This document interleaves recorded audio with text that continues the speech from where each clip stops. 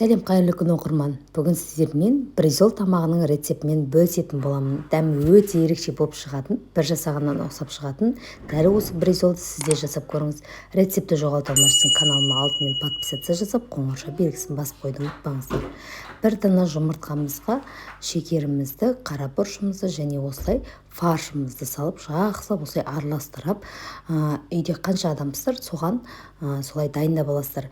Әрбір жеке пиалаға дайындайтын боламыз. Бұлай барлығын жақсылап осылай араластырып, бір келкі масса болғанша, міне дәл осылай араластырып, каждый бризолымызға дәл осындай масса етіп дайындап аламыз. Енді осы дайындап алған массамызды табамызға асаға майымыз құйып қыздыртып, осылай бір пиалада массамызды бір бризол дайындап алатын боламыз. Дәл осылай бризолымызды құйғаннан кейін вилкамен шетжақтарын жайып, міне дәл видеода көрсетілгендей етіп жайып, бір беті піскеннен кейін екінші бетіне аударып, дәл осылай пісіріп алатын боламыз. Дәмі өте керемет, әрі тойымды астардың бірі, әрі жасалу жолы да өте оңай. Сіздерге жасап көруге кеңес беремін. Қанша граммнан қосқанымның барлығын осы видеоның төменгі жағында описание бөліміне жазып қалдыратын боламын. Жасап көргілеріңіз келсе, сол жерден қарап, рецепт бойынша жасасаңыздар, 100% ұқсап шығатын болады. Міне дәл осы екінші бетін қызартып пісіргеннен кейін бізде барлық жермен дәл осылай пісіп шығады.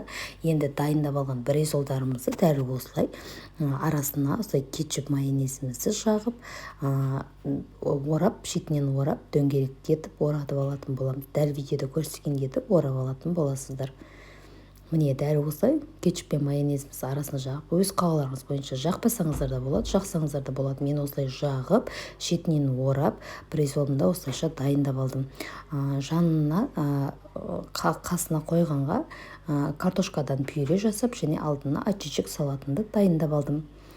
Достар, міне менің бризол тамағым дайын. Рецепт ұнаған болса сақтап алыңыздар, және видеоны жоғалтпау үшін каналыма подписка жасап, қоңырша белгісін басып қойды ұмытпаңыздар. Назарларыңызға рахмет.